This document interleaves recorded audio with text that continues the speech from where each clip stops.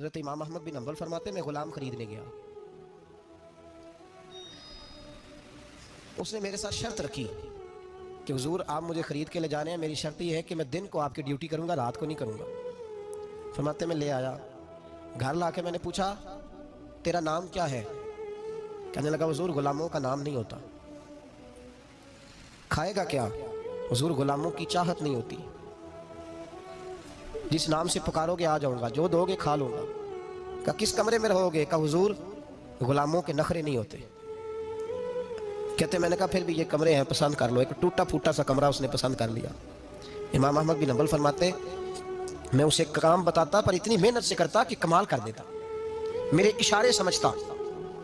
ایک دن میں تہجد کے وقت اٹھا، اس کے کمرے میں گیا تو وہ توبہ توبہ پکار رہا تھا۔ سنو ولیوں کی توبہ، فرماتے اس کے کمرے سے چیخنے کی، یا اللہ معاف کر دے، یا اللہ معاف کر دے، اللہ معافی دے دے، تڑپ رہا ہے، رو رہا ہے۔ اور امام احمد بن حنبل فرماتے ہیں حال یہ ہے کہ اس کے کمرے سے لے کر آسمان تک نور ہی نور پھیلا ہوا ہے، نور ہی نور، اور وہ روتا ہے یا اللہ معاف کر دے، یا اللہ معاف کر دے۔ فرماتے ہیں میں سوچنے لگا معافی کس چیز کی مانگ رہا ہے؟ فرماتے ہیں وہ خود ہی بولا، اور معافی دیکھو بھائی، توبہ دیکھو اللہ والوں کی۔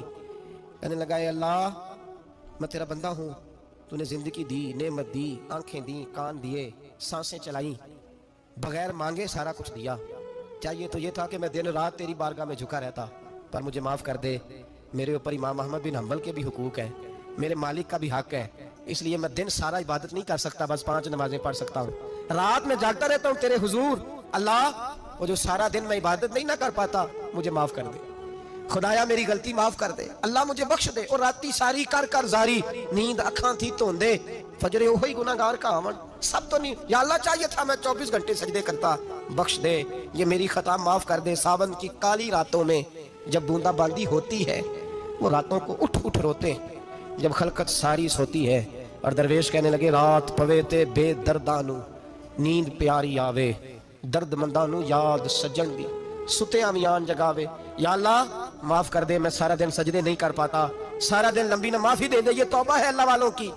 امام احمد بن حنبل فرماتے ہیں فجر کے وقت وہ میرے ساتھ مسجد گیا، میں نے اس کا چہرہ دیکھا، میں اس کو کونے میں لے گیا، میں نے کہا جا تو اللہ کی رضا کے لیے آزاد ہے، جا میں اپنے حق معاف کرتا ہوں، مکان تیرے پاس رہے گا، کھانا تجھے ملے گا، تو آزاد ہے۔ اس نے کہا حضور ہوا کیا؟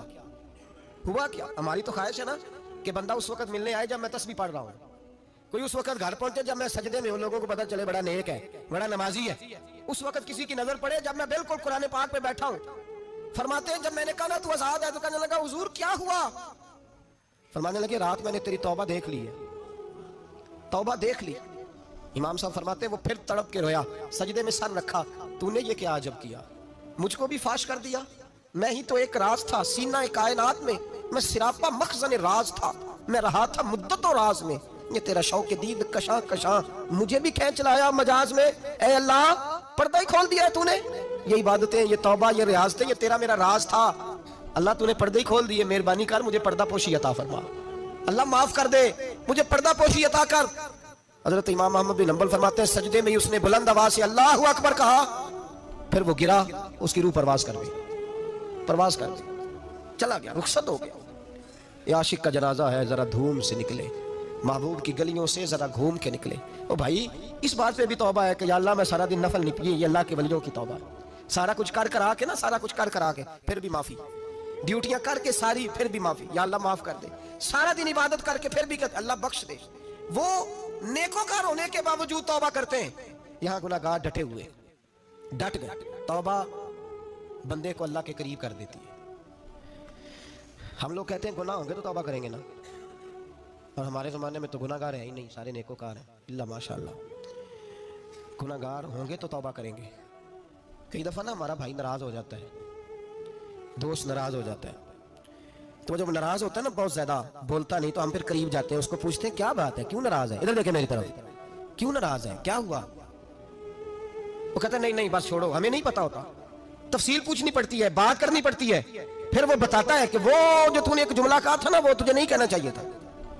پھر ہمیں خیال آتا ہے ہاں مجھ سے غلطی ہو گئی، پھر ہم کیا کرتے ہیں، معافی مانگتے ہیں، راضی کرتے ہیں، ہوتا ہے ایسے کہ نہیں ہوتا ہے نا جناب؟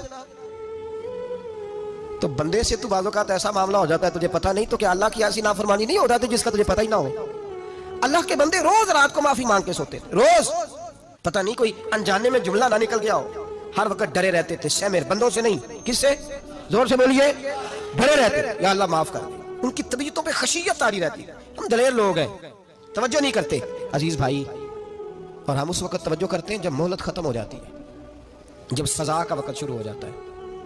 میری بات یاد رکھنا، ایک وقت تک اللہ مہلت دیتا ہے بندے کو، گناہ کرتا ہے اللہ مہلت، پھر سزا شروع ہوتی ہے، پھر بندہ اس کی پکڑ میں آتا ہے، پھر جب پیر پھسلتا ہے تو کسی جگہ اس کا ہاتھ دوبارہ نہیں پڑتا، وہ پھر پھسلتا ہی جاتا ہے۔ یاد رکھنا، ہم مہلت کے وقت توبہ نہیں کرتے، اور جب پھسل جاتے پھر ہم کہتے ہیں اوہو یہ کیا ہوا۔